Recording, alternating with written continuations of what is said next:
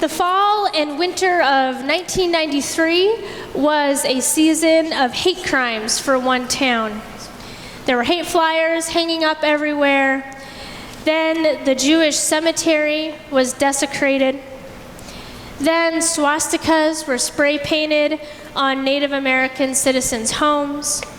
And then, as a young Jewish family was getting settled in for bed, a brick was thrown through a little boy's bedroom window because he had a menorah shining in the window. Hate crimes like this can sometimes seem a world away when we hear them in the news from us here in Montana, but this story happened in Billings 20 years ago, 25 years ago. We are not as far away from these issues as we can often feel. How did Billings react to this? Religious leaders, political leaders, community leaders, families, individuals, they all organized together. They stood against the hate and the intolerance. In fact, the nationwide movement that's titled Not in Our Town was inspired by how the town of Billings reacted to this hate and intolerance. That December, the Billings Gazette printed this full-page menorah to hang in their windows. And by late December, nearly 10,000 homes had these menorahs hanging in their windows.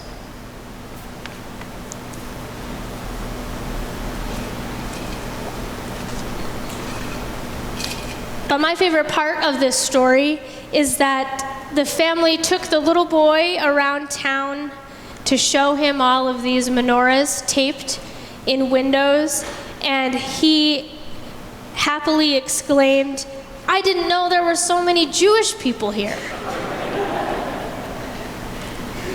So think of those 10,000 homes. There were people who didn't take a second thought of taping this menorah in their window. Others thought and prayed and thought very, very carefully about what taping that menorah could mean in their window. And eventually, they hung it up, terrified of the consequences. The invitation to seek social justice is very intimidating in our world today. There's a phrase that has caught my attention the last few weeks. It says, "Let love be dangerous." The world's divisiveness, constant acts of violence like mass shootings and bombings can make our hearts skip a beat when we are asked to show radical hospitality, to love dangerously. A friend on Facebook recently shared that she was publicizing an upcoming Pride summer camp, and she panicked because she felt like she was putting a target up for a mass shooting. I've felt this panic before. Is that the danger that the phrase is talking about? Maybe that danger feels reckless, that there's too much risk in radical hospitality in this world. Anywhere from offending a family friend to a mass shooting seems to be the scale that runs through my mind with actions. How much is the fight worth to the church?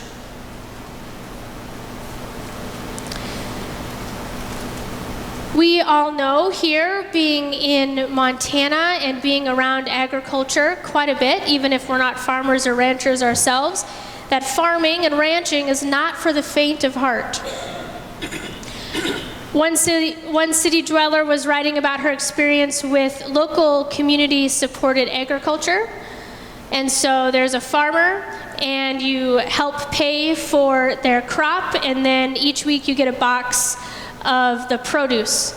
And so she talked about communicating with a local farmer for her weekly harvest, and the farmer would email the woman about the upcoming harvest. She would write about the first green shoots and the warming soil and the warming days, about the loss of tomatoes to a horrible rainstorm, the relentless heat, the bumper crops, the rich harvest, lettuce for days.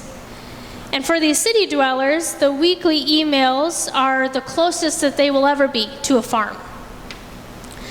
It helps remind people of the rhythms and the routines and the realities of agricultural life. One of the most agrarian books we have is the Bible. I think of that Brother Van song. Our Bible echoes the farmer's emails in a sense. It has the rhythms and the routines and the realities of an agricultural life.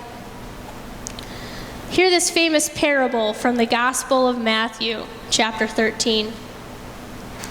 That same day, Jesus went out of the house and sat beside the lake. Such great crowds gathered around him that he got into a boat and sat there, while the whole crowd stood on the beach. And he told them many things in parables, saying, "Listen, a sower went out to sow. And as he sowed, some seeds fell on the path, and the birds came and ate them up. Other seeds fell on rocky ground where they did not have much soil, and they sprang up quickly, since they had no depth of soil. But when the sun rose, they were scorched, because they had no root, and they withered away. Other seeds fell among thorns, and the thorns grew up and choked them. Other seeds fell on good soil and brought forth grain, some 100-fold, some 60, some 30. Let anyone with ears listen." Now, from our experience with agricultural life, we can assume and have probably experienced that the farmer would be quite an organized person, planning for the best possible results. But in our story, the sower is taking a very different approach than what we could expect. What do we get from throwing the seeds everywhere? Should we consider the soil, or should we consider the seed when we're bringing God's kingdom and examining a kingdom without walls? Is it wasteful to throw the seeds where we realize they may not blossom? If we focus on the seed and not the soil, I don't think it's wasteful at all. You could call the sower an investor, taking a risk, scattering the seed, chancing the failure and experiencing the failure.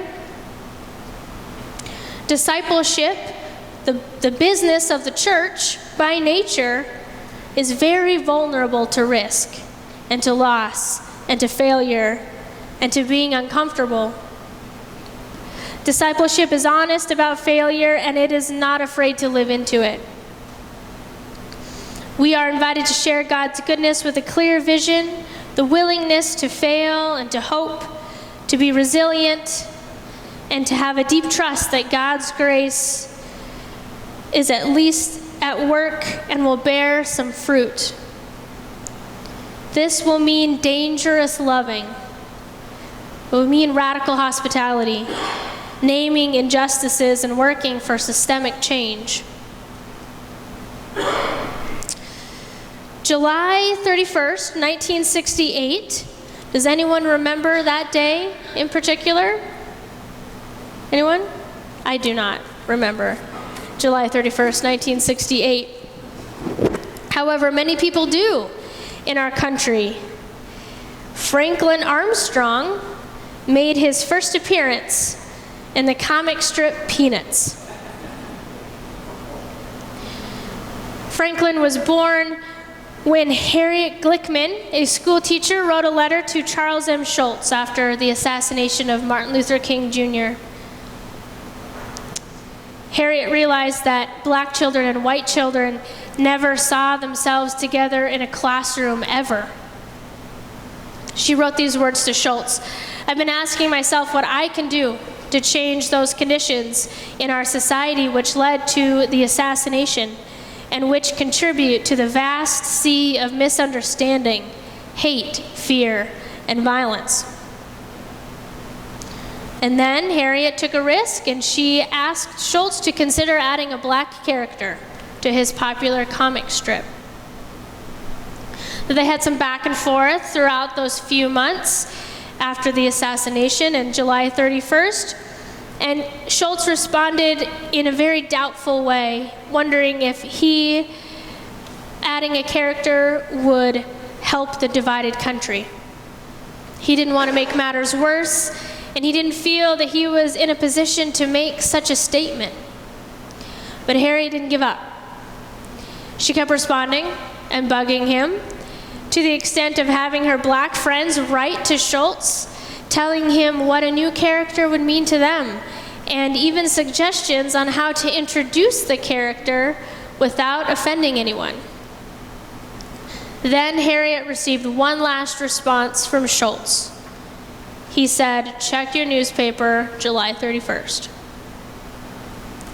There was backlash, of course. One editor in particular made the declaration, "I don't mind if you have a black character, just please don't put them in the same school together." And though many papers threatened to cut the strip, Franklin remained. He sits in front of Peppermint Patty at school, and he plays center field for the baseball team.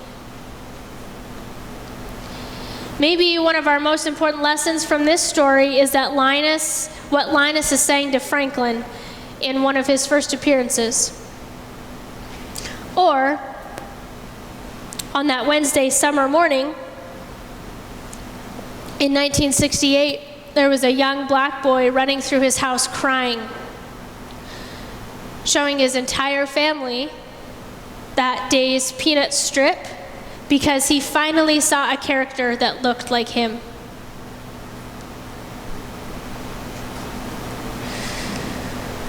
A couple of days ago, Polish friar Maximilian Kolbe was celebrated and remembered. Max and his brothers turned their monastery into a hiding place for those fleeing the Nazis in the late 30s. Thousands of people found refuge at this monastery. Max was eventually captured and jailed and transferred to Auschwitz. He was known there as prisoner 16670.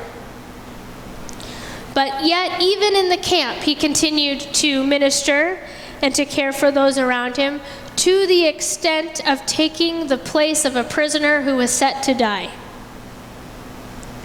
On August 14th, 1941, Maximilian Kolbe was killed by Nazi soldiers. As a good friend of mine reflected on this feast day of Maximilian Kolbe, it forces us to consider the profound evil humanity can enact upon one another and the profound sacrificial love humanity can enact upon one another. So what does bringing the kingdom here to earth look like? What does a kingdom without walls look like? Our call to social justice is deeply rooted in biblical tradition. The prophets of the Bible were often preaching harsh words to comfortable people. Story after story of Jesus portrays him hanging around and eating with people who were not of worthy soil to anyone else. They were not worth anyone else's time and energy. Jesus was offering all of these seeds of love and grace and forgiveness and patience. And it was the religious pious that said, they're not worth your time. They're not worth your energy. According to John Dominic Crossan, one of the most pressing questions that for 21st century Christians is, what is the character of your God? It's a wonderfully terrifying question. Followers of Jesus are challenged to overcome fear of the stranger, and to give attention to the lonely, the excluded, the unfamiliar. Perhaps God is inviting us each to do something about it.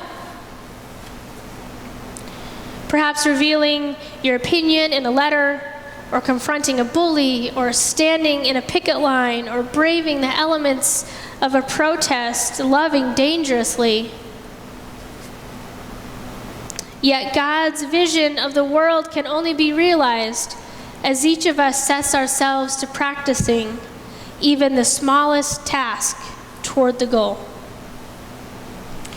We may not reap what we sow in this world. In 1966, 30 years before the fall of the apartheid, South African students heard Robert Kennedy say this: "Some believe there is nothing one man or woman can do against the enormous array of the world's ills. Yet many of the world's greatest movements and thought and action have flowed from the work of a single person, standing up for an ideal, or acts to improve the lot of others, or strikes out against injustice. He or she sends forth a tiny ripple of hope, and crossing each other from a million different centers of energy and daring, those ripples build a current that can sweep down the mightiest walls of oppression and resistance." So may you consider the character of your God. May your hearts break for injustices, and may you see the ripples that build a current that can sweep down the mightiest walls. Amen.